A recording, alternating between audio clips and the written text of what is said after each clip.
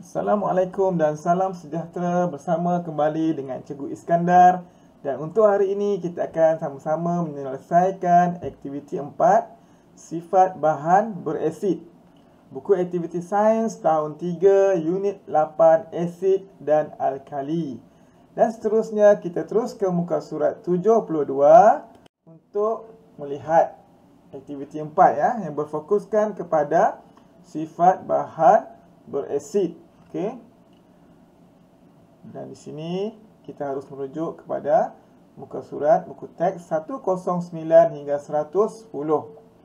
Baiklah. Di dalam latihan 4 ni ianya lebih berfokuskan kepada sifat bahan berasid. Baiklah, kita tengok dulu apakah ada di sebalik bahan berasid ni dari segi rasa, menggunakan lidah dan juga melalui sentuhan dengan jari. Okey, maklumat. Okey, maklumat itu ada dalam buku teks ini Bahan berasid. Kalau jika menggunakan lidah, ianya akan merasa masam dan perih apabila disentuh dengan jari. Okey, cukup maklumat yang kita dapat. Seterusnya kita akan terus kepada aktiviti 4. Aktiviti 4 kita baca sama-sama. Lakukan 3 ujian terhadap bahan berikut untuk menentukan sifat bahan berasid. Catatkan keputusan dalam jadual di bawah. Bahan: jus asam jawa, air teh, kicap.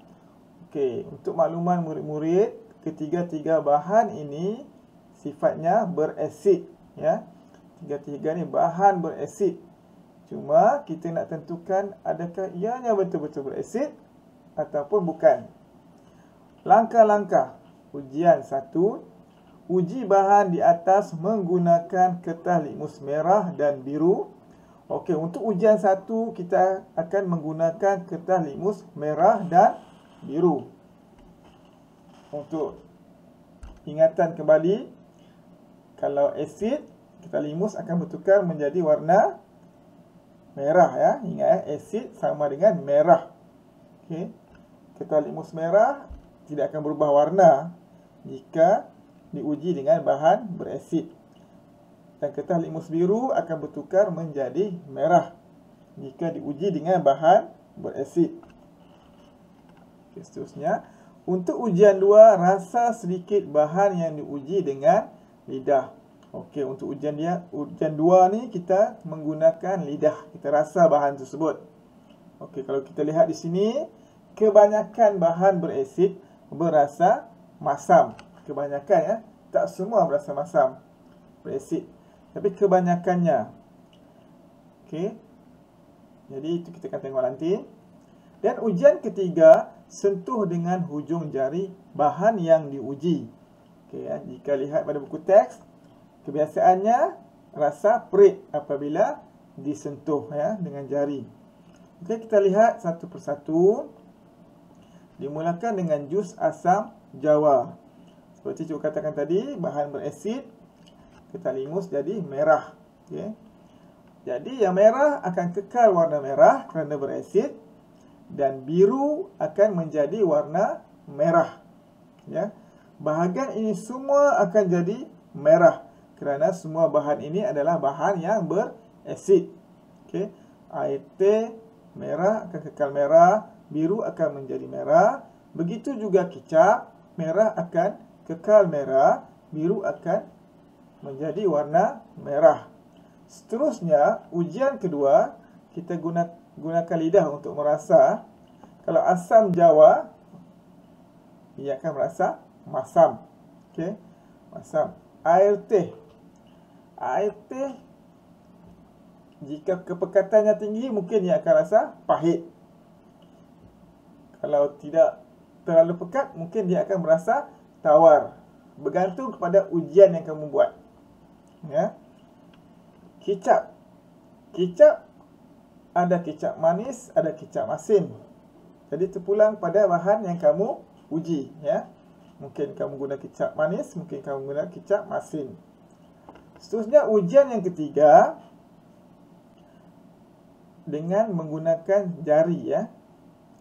Juz Asam Jawa kita ikut saja inilah buku teks perit ya. Perit kadang-kadang ada yang licin, kicap. Okey, perit tu macam melekit kan, melekit. Jadi terpulang pada bahan ujian kamu ya. Dan seterusnya kita pergi kepada sifat umum bahan berasid. Okey, perubahan warna kertas litmus. Seperti cikgu katakan tadi, asid sama dengan merah. Ingat, asid merah. Jadi kertas litmus biru akan berubah menjadi warna merah. Rasa, kita boleh rujuk buku teks. Kita ambil kebanyakannya rasa masam. Sentuhan, kebanyakannya rasa perit. Okay, kita ambil saja jawapan daripada buku teks.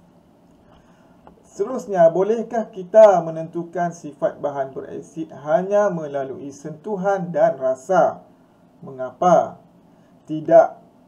Ya, tidak. Kerana ianya tidak bersifat saintifik dan tidak tepat. Okay.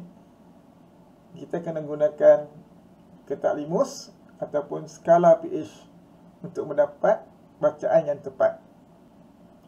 Okay, selepas ini cikgu akan tunjukkan cikgu punya jawapan. Kamu boleh buat perbandingan. Mungkin jawapan kamu beza dari segi ujian 2 dan ujian 3. Ya, kerana bahan ujian kita mungkin berbeza. Okey. Jadi ini jawapan cikgu. Kamu boleh buat rujukan. Mungkin kamu boleh sesuaikan dengan bahan ujian kamu. Dan setakat ini saja untuk aktiviti 4 ini. Terima kasih kerana meluangkan masa. Semoga kita akan bertemu lagi dalam aktiviti-aktiviti yang seterusnya. Sekian, terima kasih.